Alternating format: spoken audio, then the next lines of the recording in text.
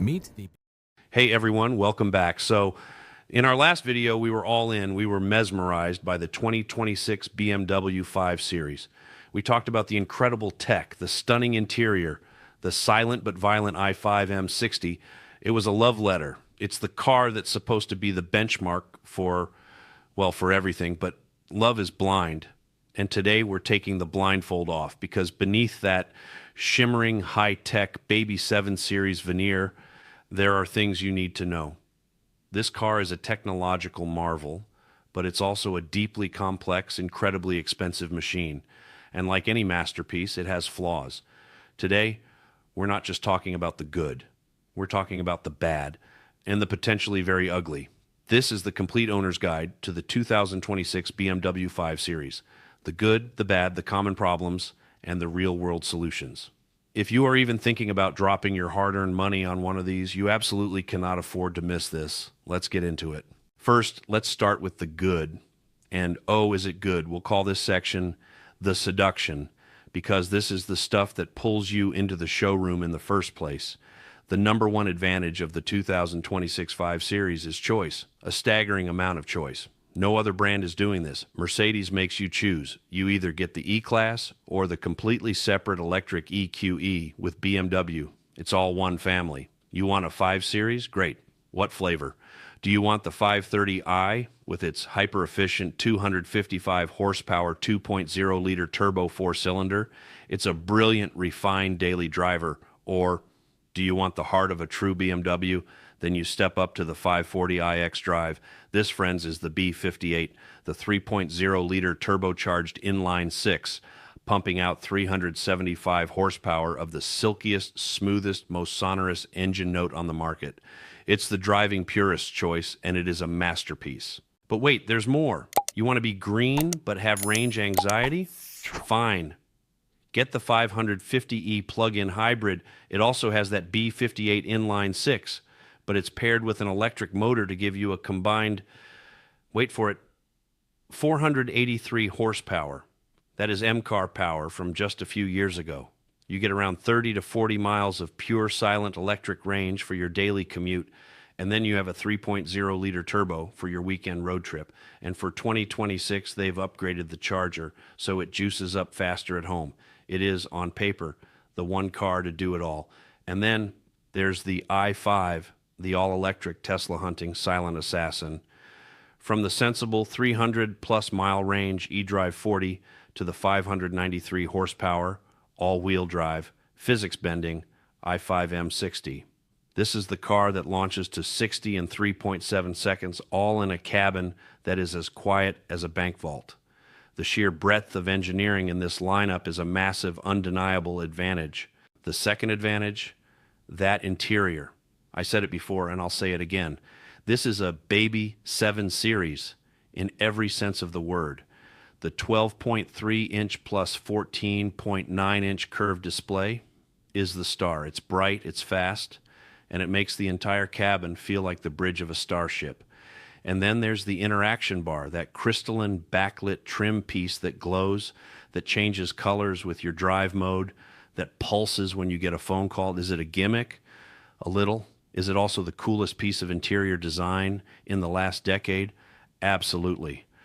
The quality of the materials, even the standard Veganza vegan leather, is superb. It's spacious, it's quiet, and it makes every commute feel like a first-class upgrade. And that brings us to the third advantage, the tech that actually works like magic. The driving assistant professional package with highway assistant it's a revelation. This is true. Hands-free, feet-free driving on the highway, up to 85 miles an hour. It takes the entire burden of a soul-crushing stop-and-go commute off your shoulders.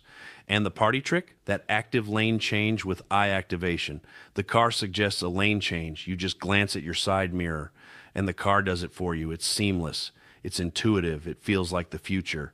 Add in the remote control parking you can do from your phone, and you're driving a car that is, without question, one of the most intelligent machines on the road. Okay? But that's the shiny, perfect brochure. Let's talk about the disadvantages. These aren't problems or faults yet. These are the objective, baked-in compromises that you have to accept. We'll call this the reality check. Disadvantage number one is the price, and not just the sticker price, but the optionsflation. The 2026 5 Series starts at a reasonable for the class price, but that's just the entry fee to the party. You want that highway assistant, right? That's the driving assistant professional package. You want that cool interaction bar and the glass controls and the premium sound. That's the premium package. You want the adaptive suspension and the cooler wheels. That's the M Sport package. By the time you've added all the must-have features that make the 5 Series the car you see in the commercials, you've added $10, $15, even $20,000 to the price. A well-optioned 540i is pushing 80 grand. A loaded i5 M60 is a six-figure car. This is 7 Series money from a generation ago. Be prepared for a serious case of sticker shock. Disadvantage number two, this is the ultimate technology machine, not the ultimate driving machine. Not anymore. The 2026 5 Series is big. It's over 200 inches long. It's also heavy. The i5 M60 weighs over 5,200 pounds. That is more than a Chevy Tahoe. And while BMW's engineers have used every trick in the book, rear wheel steering, active roll stabilization, to make it feel agile, they can't defy physics. They can only mask it. That light, tossable, I can't wait to find a twisty road feeling that defined the 5 Series for decades, it's gone.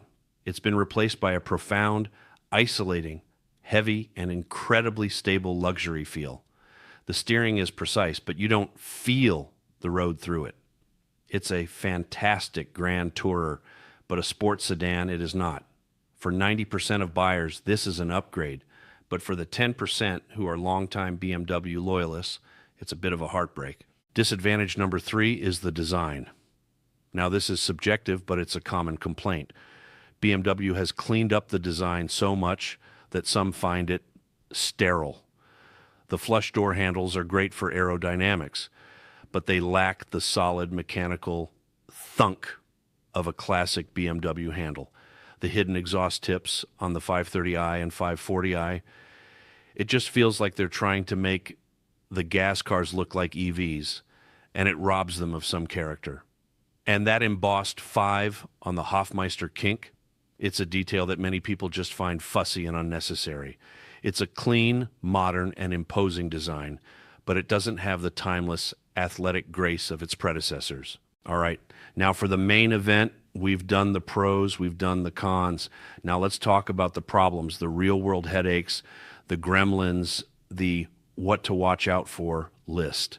These are based on early reports from the G60's first model years and historical data from the new tech BMW is using. We'll call this the owner's warning label. Problem number one, the iDrive digital brain melt. This is by far the most common complaint. That beautiful 14.9-inch screen, it's your command center for everything. And I mean everything. Your climate control, your fan speed, your heated seats, your vent direction, it's all in the screen. Gone are the physical buttons that you could use by feel. Now, changing the fan speed is a 2-tap process. Want to aim the air at your face? You have to open a menu and drag a digital icon. It is, in a word, distracting. Many owners find it borderline dangerous to do while driving. And then there's the system itself. iDrive 8.5 and 9 are dense. It's a sea of apps and menus. People report lag. They report Apple CarPlay or Android Auto just dropping the connection for no reason. They report the system taking a long time to boot up. It's the classic version 1.0 software experience. So what's the solution? First, patience. BMW is beams out over-the-air OTA software updates all the time, just like your phone. Many of these glitches will be and have been fixed with a simple software patch. Make sure your car is connected to your home Wi-Fi so it gets these updates. Second, you must learn the voice assistant. The Hey BMW voice command is actually excellent. Instead of fumbling with the screen, just say, Hey BMW, my feet are cold, or Hey BMW, turn on my heated steering wheel. It's the designed-in workaround. And third, take 30 minutes when you get the car to set up your quick select widgets on the home screen. Put your most used functions, like the climate menu, right there. You have to learn this car's operating system just like you'd learn a new computer. Problem number 2, the 48-volt mild hybrid ghost. This applies to the 530i and 540i. Both have a 48-volt mild hybrid system. This is a small starter generator and a separate small lithium-ion battery. It's what makes the auto start-stop so smooth. It's a brilliant piece of engineering when it works, but this is a notoriously finicky piece of tech, not just for BMW, but for Mercedes and Audi too. We've seen reports on other BMWs with this system of it just failing. A drivetrain malfunction warning pops up and the car won't start. The car is a brick because the 48-volt system is so integral to the car's entire electrical architecture. If it has a hiccup, it can take the whole car down. Now, what's the solution? This one is simple. Your warranty is your absolute best friend. The 2026 5 Series comes with a 4-year, 50,000-mile bumper-to-bumper warranty. If you see any drivetrain or electrical system warning light, do not pass go. Do not collect $200. Go straight to the dealer. This is not something you ignore. This is their problem to fix. The good news is, by the 2026 model year, many of the initial kinks from 2024/2025 should be ironed out. But it is, without a doubt, the single biggest potential mechanical failure point on the gas-powered cars. Problem number 3. The electric elephant, i5 specific issues. The i5 is an EV and it has EV problems. Owners have reported a few specific gremlins. The first is the charging port door. It's motorized and it's finicky. We've seen reports of it failing to open or failing to close or getting stuck. This is a huge pain, especially if you're at a public charger. The second is charging itself. Inconsistent DC fast charging speeds are a common complaint. You pull up to a 350 kilowatt charger and the car only pulls 80 kilowatts. Why? This is often a software or a thermal management issue. The third is vampire drain. That's when you park the car fully charged and come back 2 days later to find you've lost 5 or 10% of your battery. The car's complex systems are awake in the background, draining power. So what are the solutions? For the charging port door, this is again a warranty claim. Get the dealer to replace the mechanism. For the charging speed, the solution is to use the car's navigation. If you navigate to a DC fast charger, the car will automatically start preconditioning the battery on the way there, warming it up to the perfect temperature to accept the fastest possible charge. If you just drive there without navigating, the battery will be cold and will charge slowly to protect itself. This is a crucial EV pro tip. As for the vampire drain, this is largely being solved with, you guessed it, software updates. Problem number 4, death by 1,000 clicks. These are the minor day-to-day annoyances that owners are reporting. The hidden air vents integrated into the interaction bar. They look amazing, but they are apparently a nightmare to aim. You use a little tiny imprecise toggle, and it's very hard to get the air exactly where you want it. The solution? Honestly, just set the entire climate system to auto and let the car figure it out.